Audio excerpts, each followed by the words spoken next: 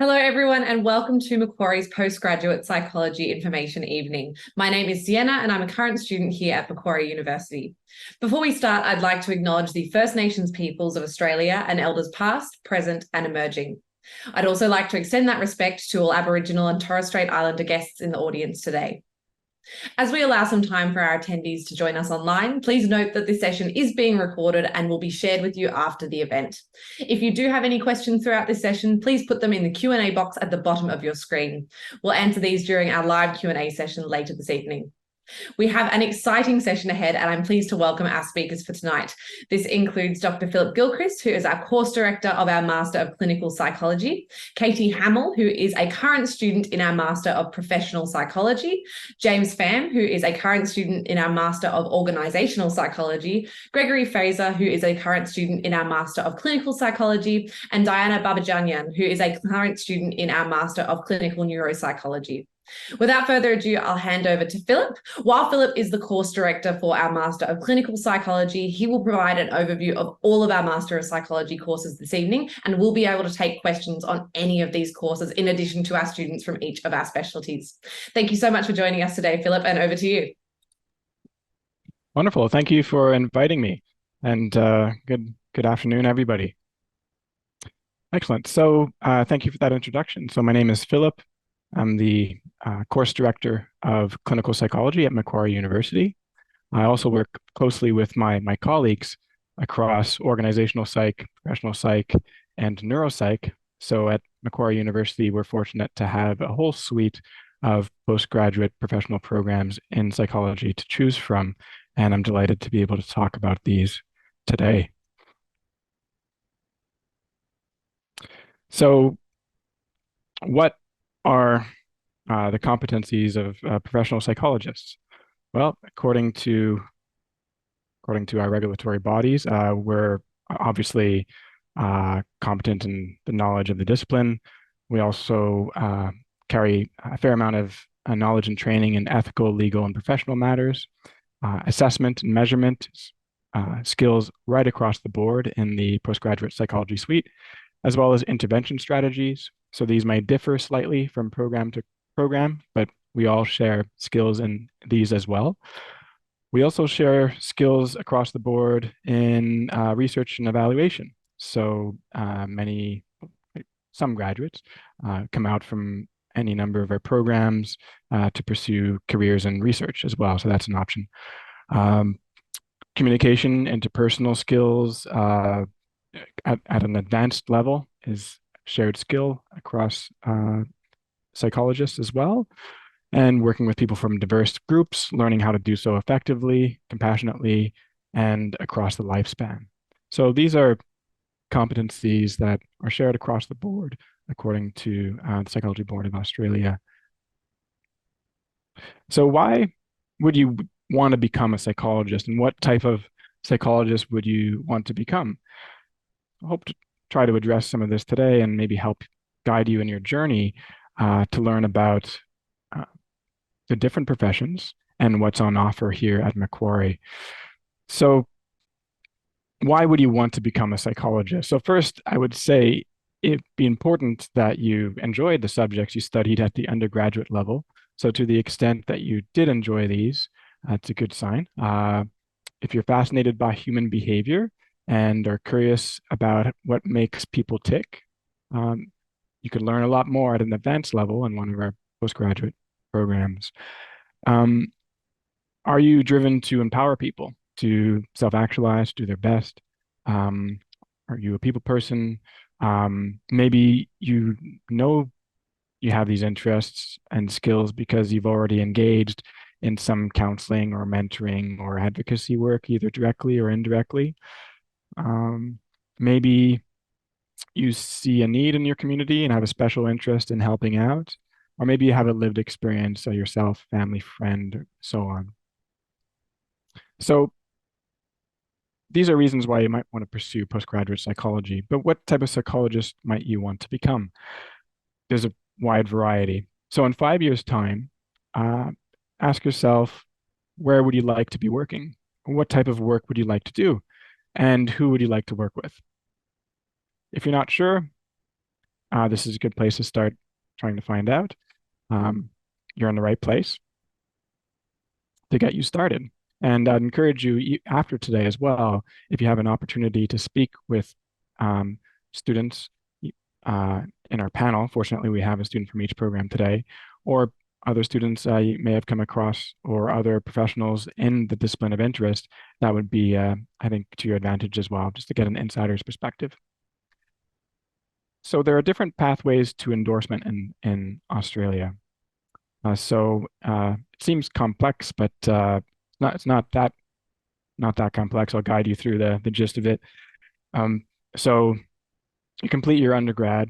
You basically you can become eligible to become provisionally registered with the psych board.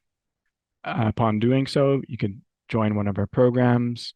After our program, you become eligible for general registration and complete a registrar. Following that registrar, you could have an area of practice endorsement as well.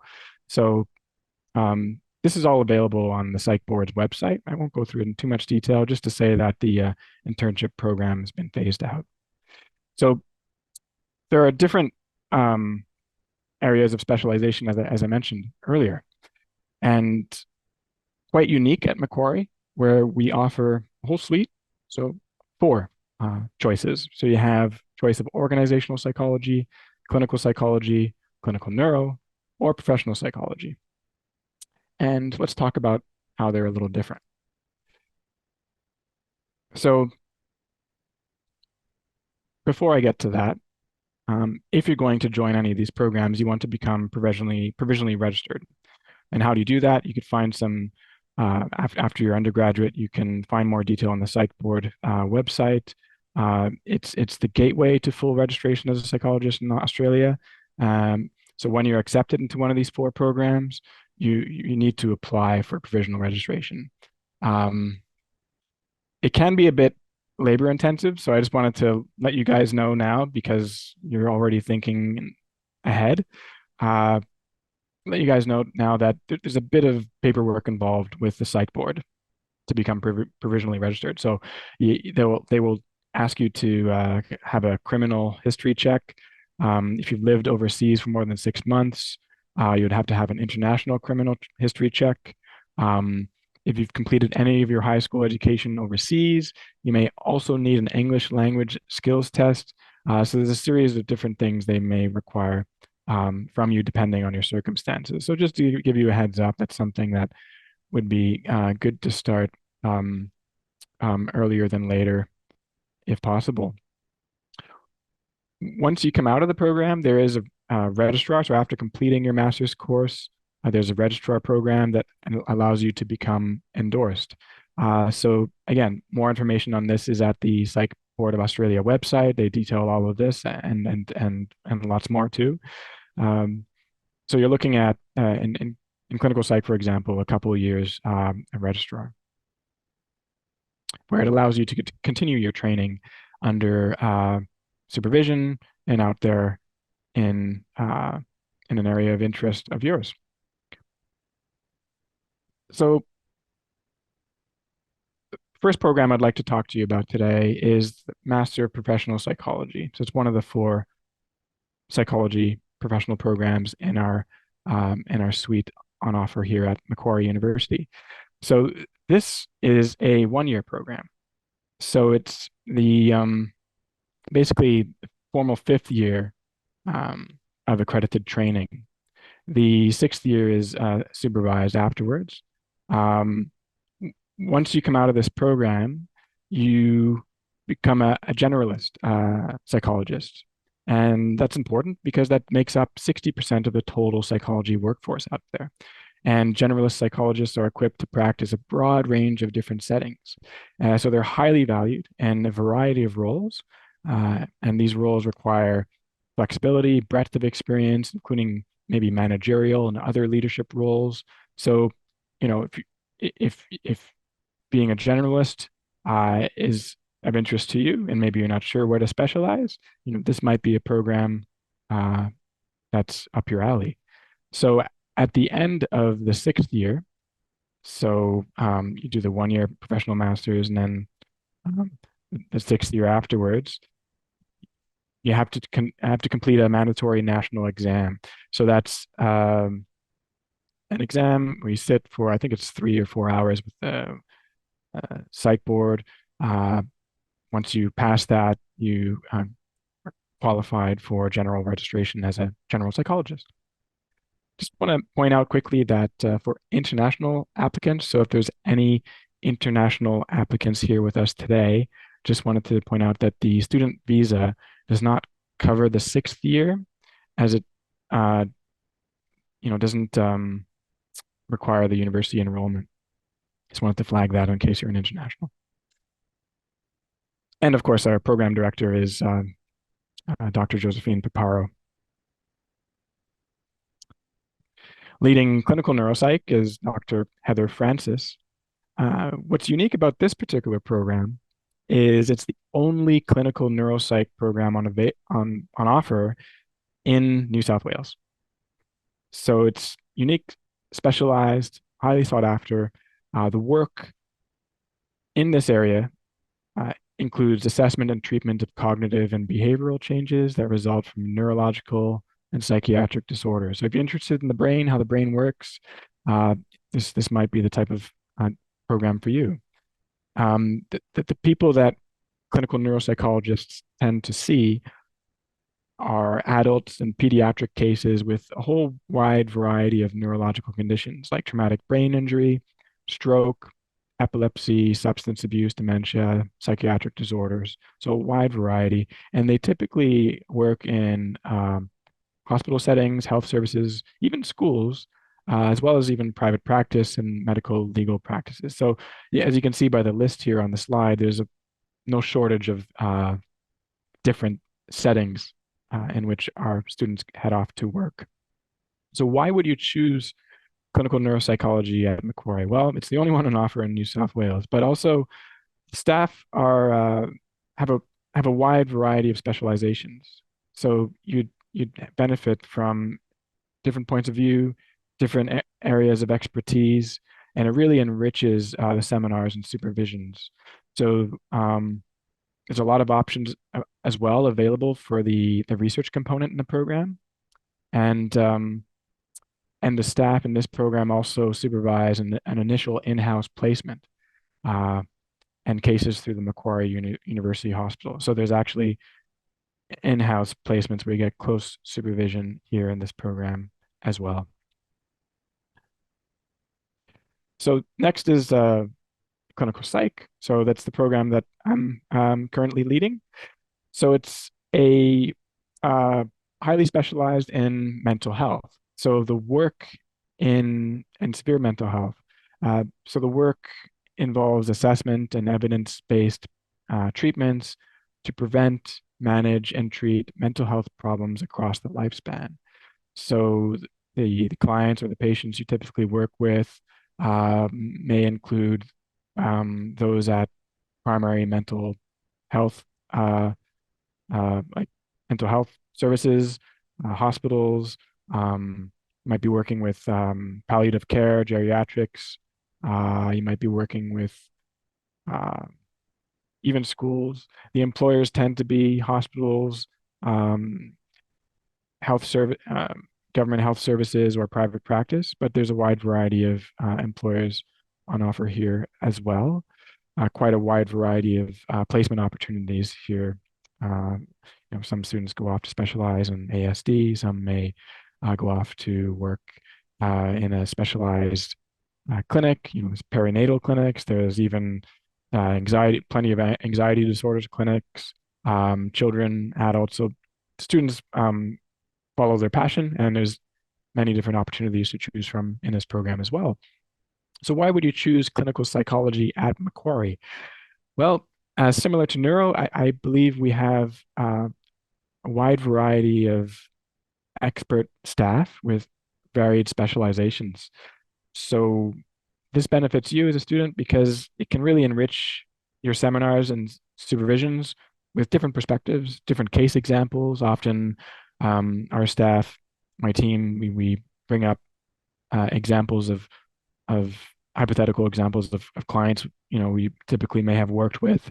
Um, and it sort of, we get good feedback from students. They tend to enjoy this aspect of it because we're not only ivory tower academics, we're actually experienced clinicians as well. Um, so similar to neuropsych and clinical psych, we have a wide variety of research topics available when you take that research unit in our program. And we also have an in-house placement. So before sending you off to the external placements, where you might go to a private clinic somewhere in Sydney or Greater Sydney, we prepare all our students with very close supervision in-house at our Macquarie University Psychology Clinic. So we take good care to provide you the right type of training. Next, we have organizational psychology. This is head by Professor Joe Earle. So this is the only accredited organizational psychology program in New South Wales. So again, Macquarie is unique to have this program on offer.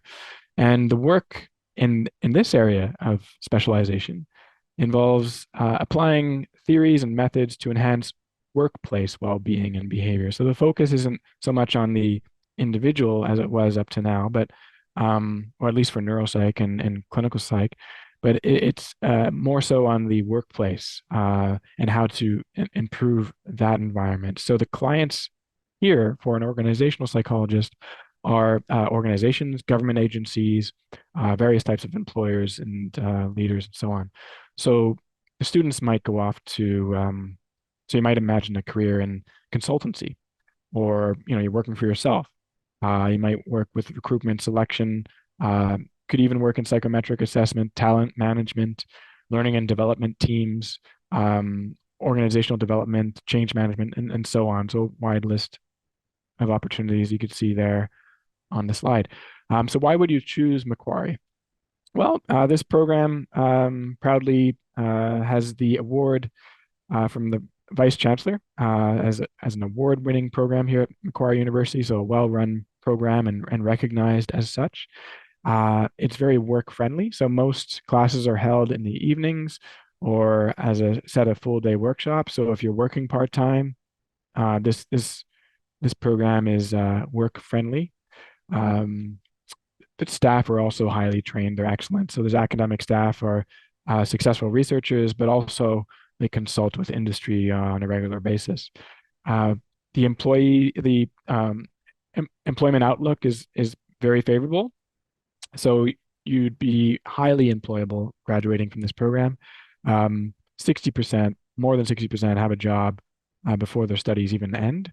And almost a third or more earn over 150,000 per year. So the staff specializations in this program include resilience, expertise, human factors, aging, um, and various other things as well, and retirement as well. So those are the programs on offer to choose from. Hopefully I gave you a little sense of the differences and what's unique to each program. So if you were to apply to one or more of these programs, I could tell you a little bit about how we go about um, selecting the candidates. So first we start by shortlisting based on a supplementary form that you submit online and a UAC application form. So both are required. Without both, you don't have a complete application. We then read your referee reports. So you have referee reports submitted. We consider those as well. We look at your academic, of course. We look at your undergraduate degree. We look for also genuine motivation. So we want to know that, the program is best suited for your interests, and we want you to be happy in the program. So we want to make sure it's a good fit for you.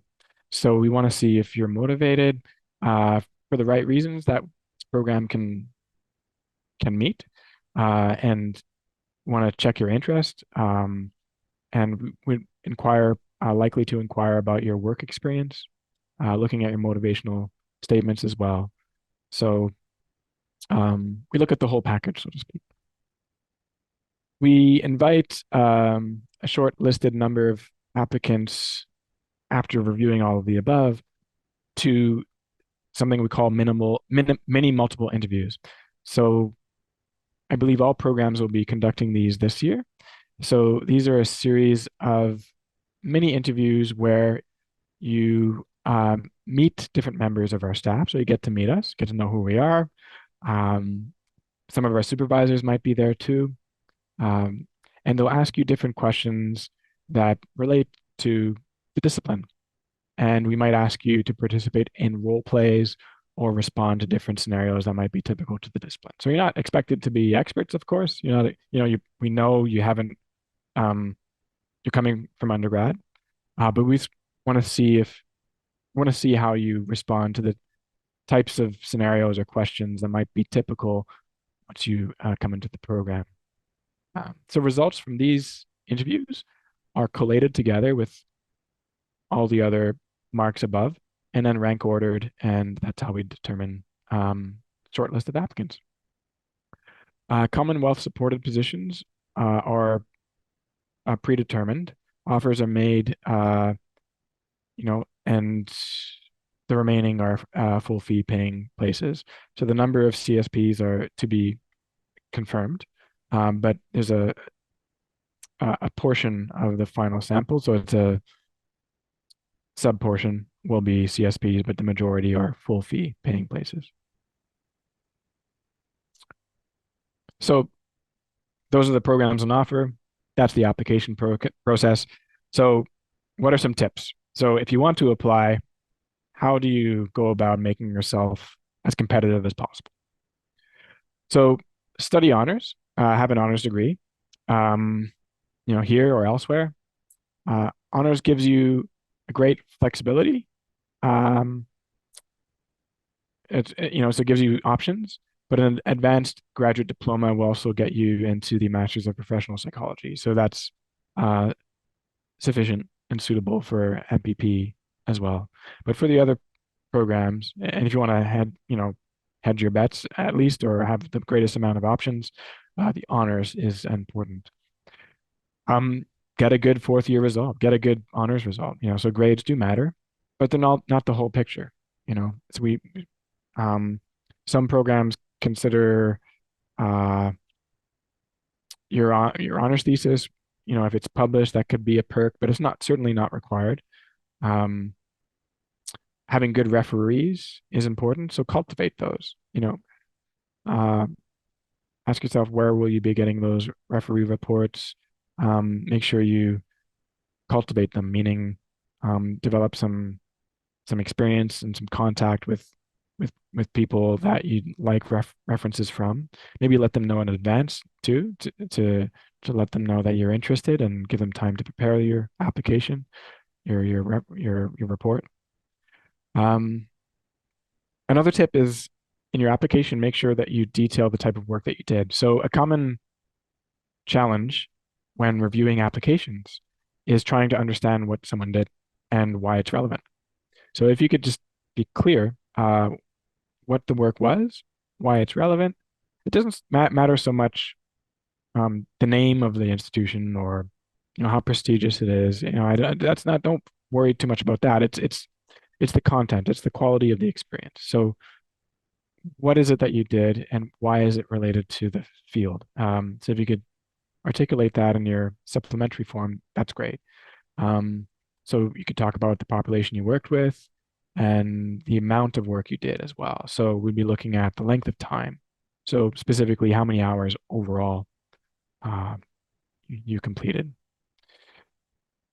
Next, if if you're completing the supplementary form, which is required, and if you're at interview and asked about why you want to become a psychologist, so wherever you're asked about that, motivational statement, for example, highlight some of your genuine motivations. I think it's more impactful when it's genuine. When it's ingenuine, sometimes it comes across.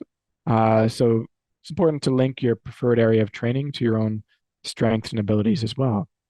So if you could articulate that in the motivational statement, it could be helpful. Yeah, I think that's essentially what I want to say there. So if you're at the stage where you're thinking, I need to get experience, or what more experience can I get, or what type of experience is good. So think about the competencies of the area of endorsement that interests you. So any of the 4 programs I mentioned, what's relevant to that field. So any work that shows application of skills relevant to that area is good to undertake. So undertake training with, let's say, Lifeline. So for clinical psych or other programs, MPP, and I'm sure the other programs like org psych as well, and neuro probably consider this relevant. Lifeline is a useful point of experience, increases your counseling skills. You might undertake clinical work, including counseling or interviewing, ABA therapy. So in a number of successful applicants, they may have any of these types of experience, or working as a support therapist. If you're applying to neuro and you have some sort of contact, direct or indirect, with neurological conditions, great, in the hospital setting. Research assistant work, administering standardized assessments, or research assistant work that involved interviewing or working with clients is important. If it's research assistant work, on the other hand, that involved just working with, entering data, then it's not so relevant. So it's about highlighting the skills that are relevant to the field. There's other examples here. So for org psych, CBA is something they highlighted. There's defense jobs. There's a whole wide variety. So there's no list of areas of work that I'm looking for in my applicants. It's about what you describe and how you argue it's relevant. So I'll stop there for sake of time. I think that's everything I wanted to say today. And if you want more information, you could contact any of our course directors directly. So for Master of Professional Psychology, Josephine Paparo, that's her email there. Org Psych is Joanne Earl. Clinical Neuropsych, Heather Francis, and Clinical Psych is myself. So I'll just leave those emails up there. I could put them in the chat later if you need.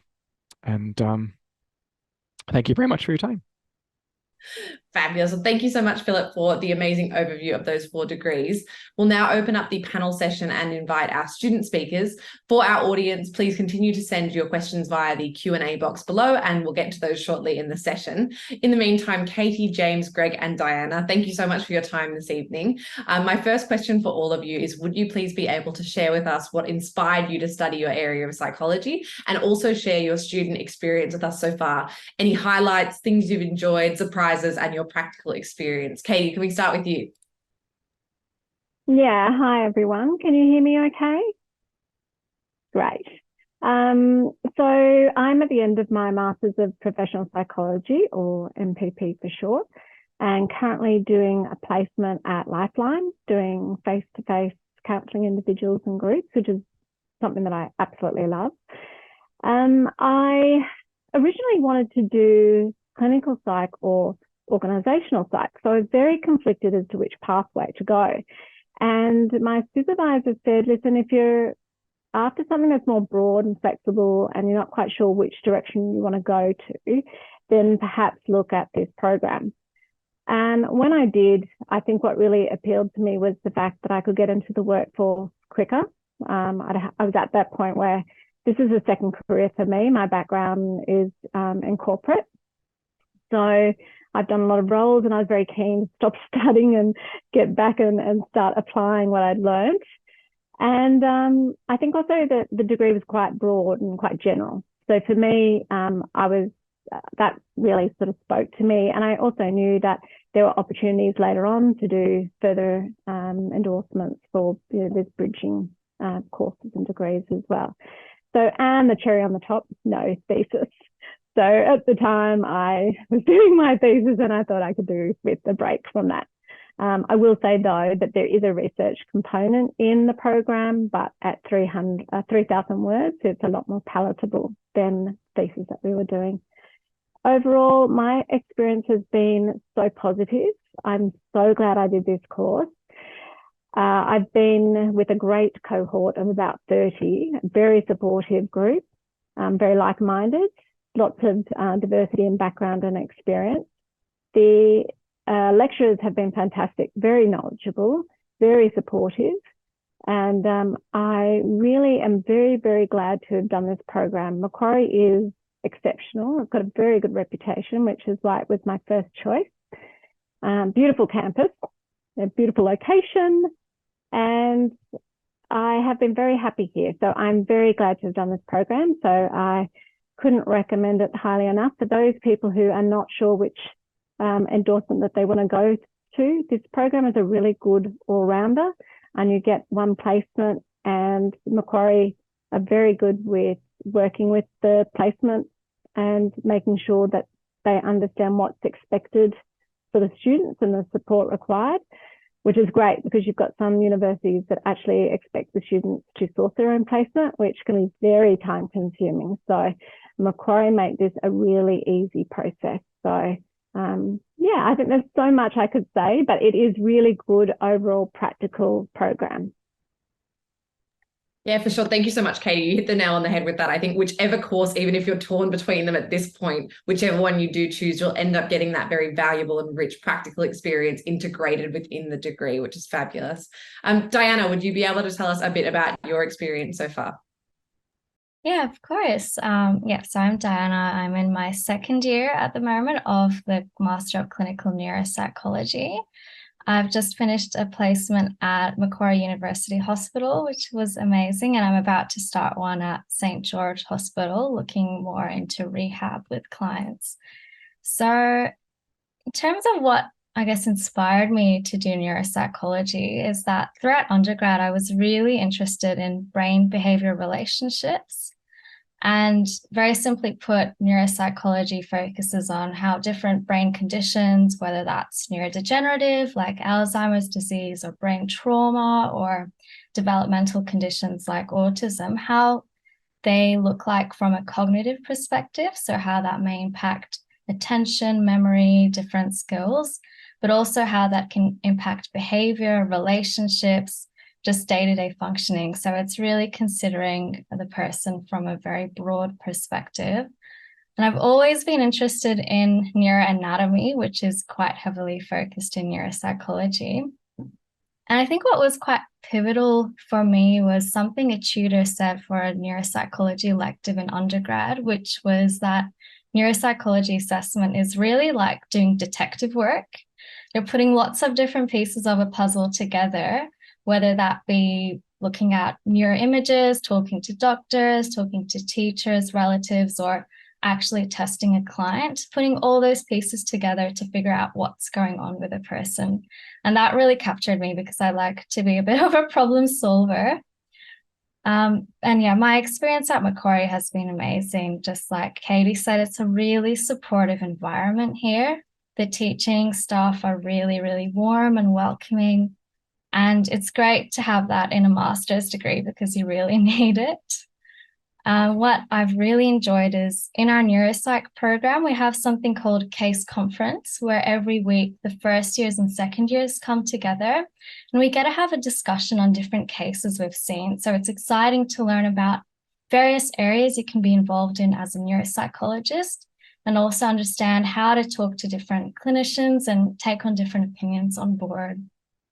Another thing I would say that's been a highlight for me has been being able to tailor the degree to my own preferences. So we've got an amazing placement coordinator here who will talk to you in a meeting and figure out what you're interested in and find placements that really allow you to delve into those interests, whether that be pediatrics or working in a psychiatric setting, or doing home visits or rehab, lots of different areas that you can delve into.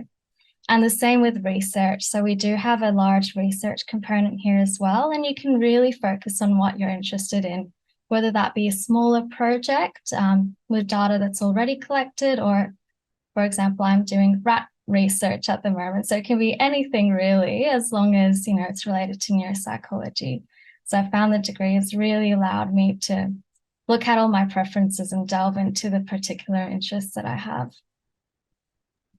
Amazing. Thank you, Diana, for sharing your story with us. Greg, could I pass over to you to tell us a bit about your experience with clinical psychology here at Macquarie? Yeah, sure. Thanks for having me. So, just before I get to the current stuff, I'm a mid-career person, as people can probably tell. So, came into psychology quite late, and the background to that is that I was a special education teacher and worked in community services with mental health and a lot of related things to do with that. So, my interest in clinical psychology sort of got piqued during that time because people like school counsellors had copies of DSMs and manuals on CBT and this sort of thing. So I really started to take an interest in that area and bit the bullet. Went to Wollongong University and did the honours program for 4 years. So really enjoyed that. Obviously, was starting to think about clinical psychology. What pathways do I need to take to get into it? What do I need to do? Things like Philip talked about, experience doing things like Lifeline, ABA therapy. These sorts of things really stood me in a good position to push through and try and get into a clinical program. And fortunately, Macquarie offered me a chance to do this. So now I'm near the end of the second year, so almost at the end of the master's program for clinical. I've absolutely loved this program. Can't speak highly enough of it. It is a lot of work, like all the postgraduate programs are. It is has its difficulties.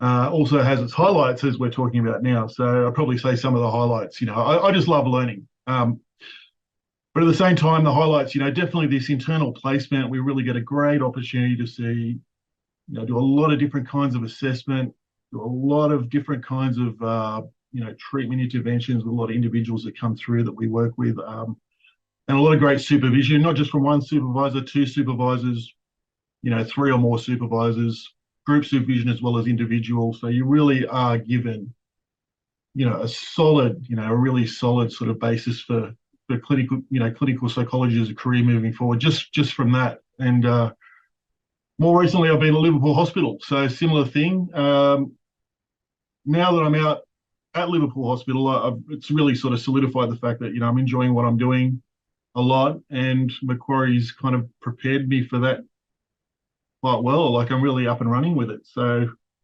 there's more to it than what I've just said, but that's just a couple of things that I found really, really great about the program.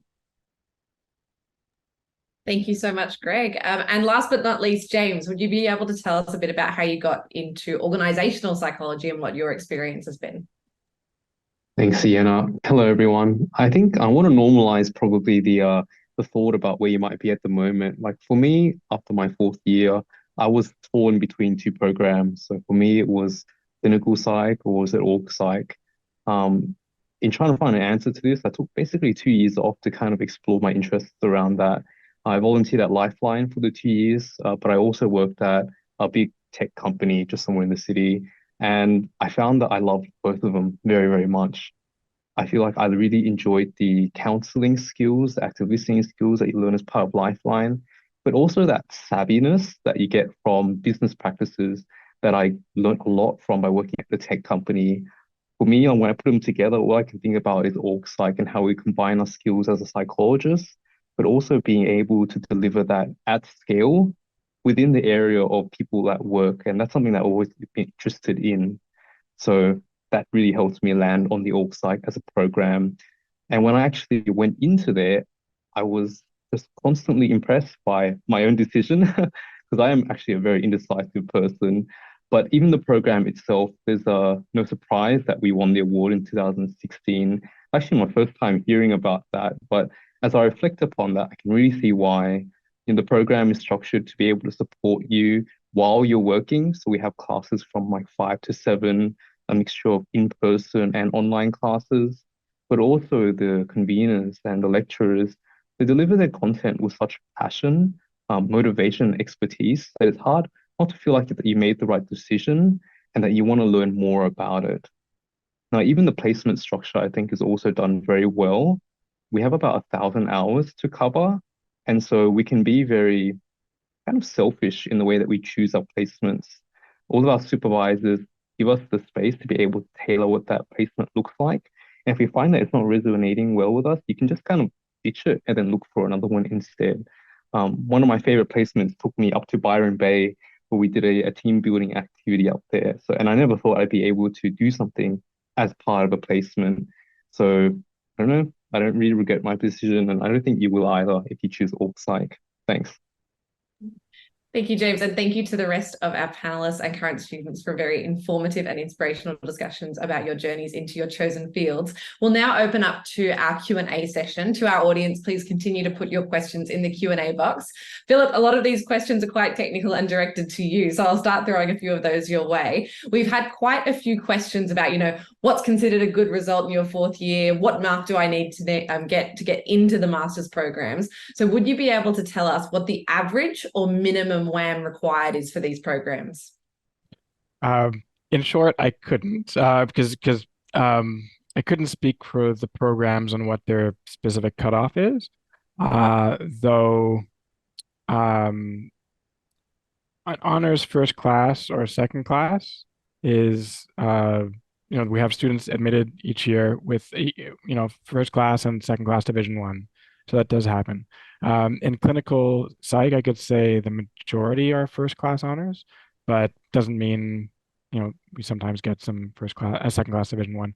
For the other programs, it differs a little bit.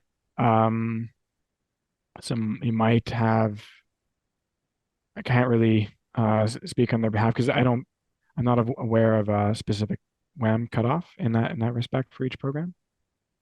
But if you're looking at 80 and above, for example, it's very good. Low 70s probably less likely. For example. For sure, I'd say generally all of the courses across the board are quite competitive. Yeah. We typically advise students. Yeah. The other reason why it's hard to give a cutoff is because it's relative to other applicants from that year. So, you just want to stand out from the pool of applicants that are applying that particular year. So I suspect the cutoff may not be the same for each program each year. For sure. And we have actually a question about how to stand out in terms of application. So one of our viewers was asking in terms of adding in work experience and requesting a statement of service from their previous employers. They were wondering, is that necessary, or would providing a CV be enough for the applications? Referee reports are required. Yeah. Sorry, could you repeat the question? Yeah, for sure. Let me just track that one down. So they were saying they had noted that there was a request for a statement of service from previous employers. So they were asking if they could submit a CV instead, which I'm assuming would not be the case. So if there's a request for a statement of service, yeah, that would be required. The programs have some slight nuances in the requirements between them. A follow-up question as well in terms of applications. Is it possible to apply for but also complete multiple Masters of Psychology? So can you combine the courses? You could do them in sequence, but it would require a separate application each time. So combining them in any other respect, no, not currently possible. For sure. So you have to complete one and then the other, and they'd be completely separate. Yeah. And in terms of RPLs, there's limits on how many of those that can be offered, mainly because most of the units tend to be quite different between the programs. But RPLs might be possible for a couple of units, for example. Sure. RPLs meaning recognition of prior learning. Sure. And in terms of applications, again, we have quite a few questions about this. Is it disadvantageous to a student if they've applied multiple times in the past? And do you have a preference for academic or personal references, or both? So we have had, successful applicants who've applied again, so that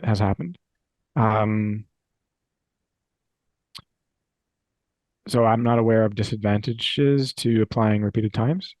And to this second question, it would be good, at least for clinical. I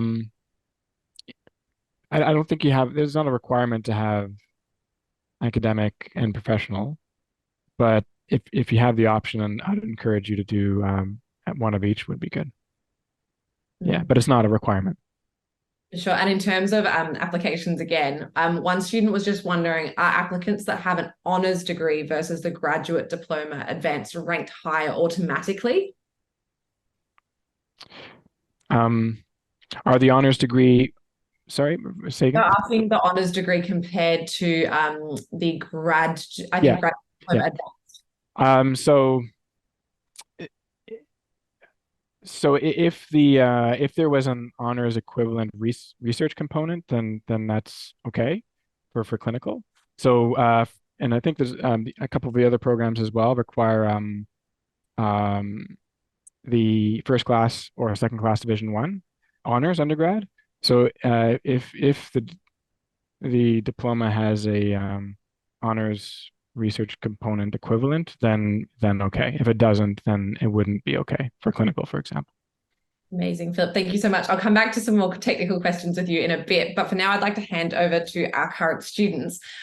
Do you have any advice on how to do well in your interviews? Specifically, we got a question about clinical psychology. So Diana, would you have any tips or tricks? Yeah, sure, Sienna. I'm doing neuropsychology though, so maybe Greg would be better equipped to answer that one for clinical. Yeah. Sure, I can't speak for everyone. Obviously, you don't know what the content of the interviews are going to entail. You can definitely try and do some role play and rehearsal beforehand. If you've got colleagues or just sort of try and role play a bit or do a bit of visualization of what might be going on. Write some things down.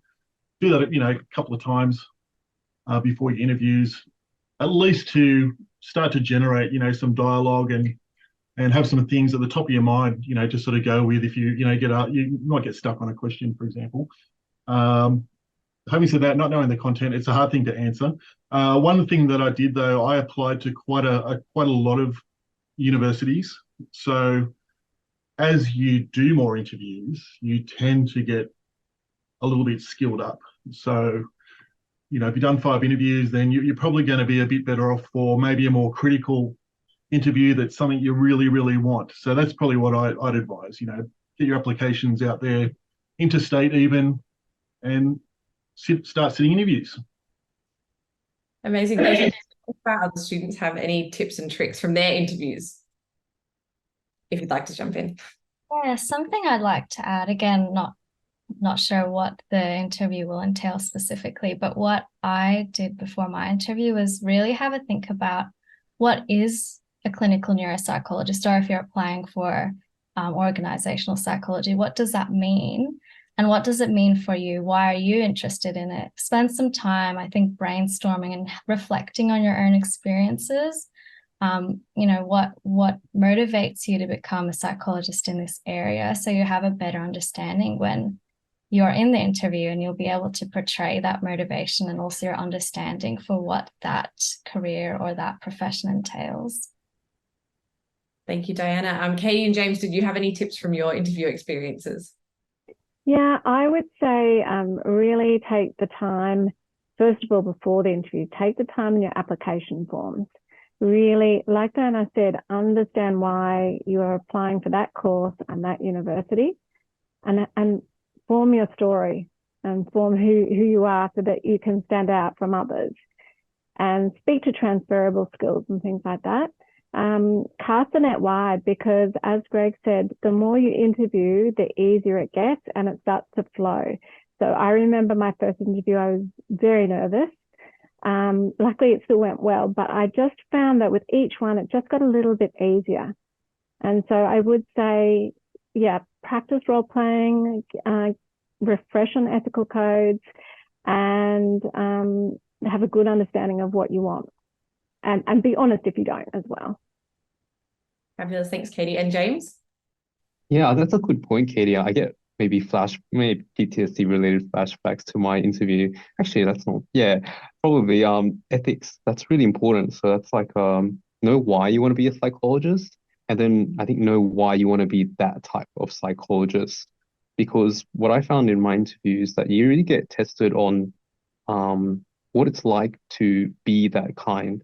So you'll be asked maybe behavioral interviews to draw from your experiences, but also like hypotheticals as well. And this really puts you in on like puts you on the spot, causes you to rationale, like provide rationale and think what it's like to be that kind of psychologist. So that's what I would give you a tip on. Fabulous. Thank you, James. And Philip, you mentioned a few things during your presentation, but if you could give any kind of hints to the people who are here, what tips and tricks would you give for them to best prepare for their interview? Sure. So it's likely your interviews will be on Zoom. It's program specific, but if it is on Zoom, then I recommend practicing interviewing on Zoom. So little things like just getting comfortable with the format. And I know most of us these days, post-COVID, a lot more comfortable, but just practicing it, making sure you're able to speak clearly into the microphone, maybe practice it with a friend. So I think all the suggestions here were excellent. But I might practice with a friend over Zoom as well. And I know it's anxiety provoking, I know. Sometimes the interviewers are a little anxious too when they're starting the day, but everyone's a little anxious, but that's normal. Try to, I think that with the practice, it might help relieve a little bit of that anxiety, and just know that it's normal to be a bit apprehensive. But almost everybody, once they get started, they're a couple minutes into it, they sort of get into the flow. And this is based on student reports as well. So I debrief with them typically at the end of the interviews and ask them how it went, and they all say, "Oh yeah, I was terrified at the beginning, but then it went okay, and I was relaxing." So. So hopefully that provides a bit of palliation. For sure. I think it's exactly what our students are saying as well. It's practice, practice, practice. Even if you don't know what the content will be, you can practice in advance how you may approach those questions. Katie, we actually have a question specifically for you about professional psychology. Could you tell us a bit more about how you balance work and life in your course? How many hours per week would you say it's possible to work outside of your course? Yeah, thanks. I did see that one actually. I think everyone was really nervous going into the year that they would have no time to work. I certainly gave up my job. I was working 2 days a week, probably for the first 3 weeks. I think for the first semester, the first half, you could actually work 1 to 2 days a week, obviously dependent on your own situation. But for the second half, it's incredibly difficult to do paid work because you have 2 days face-to-face university and 2 days unpaid placement. So to then, on top of that, do all the requirements of the placement, and there is quite a bit of paperwork, as well as your assignments, it's a very, very heavy workload for the second half. So I would suggest be really prepared, because a lot of people were very shocked at how quickly it ramps up. So you don't want to have that burnout during that second half. For sure. And one of the actual follow-up questions we had for each of your courses was how many hours of unpaid placement are required for each of your courses? How many was it for you, Katie? It was 300. So there's one placement in the second half and it's 300 hours. Amazing. And James, for organizational psychology? We had 1,000. Amazing. Diana? Yeah, we had 1,000 as well, and just divided into different categories. Fabulous. So that's for neuropsych. And then for clinical psych, Greg? Yeah, so I think it's 1,000 hours and divided into different categories like face-to-face and supervision and that sort of thing. Amazing. Thank you. So we've gotten through that one. I'm going to head back to Philip for some more technical questions. You mentioned bridging programs earlier during your presentation. How do these work? Who are they for? And even another question related to that, are they relevant for someone who's maybe done an older honours degree but wants to come back into the field? I don't recall mentioning bridging programs, uh, but if someone wants to come back into the field, um, you could certainly apply. We have applicants who successful ones too, who've been in the workforce for many years and maybe 5 years, even more. And they come in. Some have respecialized. They were in a certain area of endorsement, and they're coming back to gain an extra area of endorsement later on. So that's common too. So we do have people of various stages. Um, um, Not bridging programs per se. Some, you know, yeah, I'm not sure if I'm answering the question though, but That's okay. One question that may be more relevant for more people who are watching is a common question that we get a lot is what happens, for example, if a student who is in an undergraduate psychology program does not get into the honours degree? Can they complete a diploma and then apply for the master's program? What kind of is the plan B if you miss out on that honours program to getting into master's? um, so some of the programs have honors requirements. So you'd need to, for clinical, for example, you'd need to complete some program, some diploma. There's different iterations, different types across the country, but it needs to have some honors research equivalent. So it is a requirement. Yes, thank you so much. And one of the questions for our students, we've had a lot of questions about finances tonight. What would be your best advice for preparing for the financial difficulties from the unpaid placements and limited availability to work? How have our students managed this, if you don't mind me asking? James, can I ask you? I also tutor at uni as well, so that's been really convenient for me to be able to manage things. But I know this isn't the case for everyone. My other colleagues, they've also gotten paid placements, and I think that's really quite common I think I've actually heard more common, sorry, in comparison to our other programs. Not to say that it is super common, so that's something we could explore. Yeah, for sure. Did any of our other students have any tips or tricks in terms of preparing? Something I'd like to add, and like James, most of the students in my cohort do tutor at uni.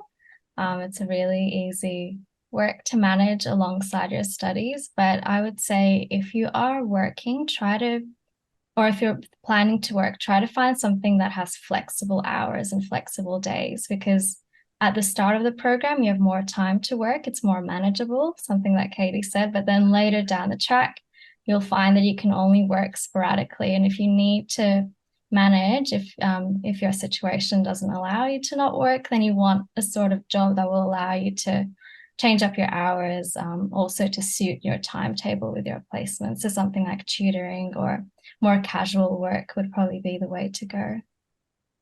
For sure. And Katie and James, any final advice? Read this question. I think what Diana said there, casual work is probably the way to go. You definitely have sort of a week or 2 weeks where you think, oh, okay, I could probably do a little bit of work. And then there'll be a couple of weeks where you are flat chat, and trying to hold down a part-time permanent job would be very difficult. So I know that a couple of people did move to part-time because they were struggling with that. And so I guess that's also another option. Fabulous. Thank you so much. We have unfortunately run out of time. So with that last question, we have come to an end of our session. Thank you so much for everyone who joined us today in the audience. And thank you so much to our amazing speakers. Also a reminder to submit your psychology applications by the 31st of October, 2023, if you'd like to be considered for the February intake of next year. You may have already received an invite to our next event, which is our Discover Postgrad event, where you can book into a series of Zoom sessions in October showcasing experts from various fields such as medicine, chiropractic, security studies, business, and more. You can also book personal consultations with us and access an extensive library of on-demand videos. Find out more and register at goto.mq/DPG. We'll also be sending you an email with a further option to book a one-on-one consultation with our expert advisors and a recording of this session. In the meantime, we did have quite a few questions tonight that we didn't quite have time to get to. So if you would still like an answer to those questions, please email them to us at postgraduate@mq.edu.au. We look forward to welcoming you to Macquarie University soon. Take care, everyone, and thank you again for our speakers for joining us tonight.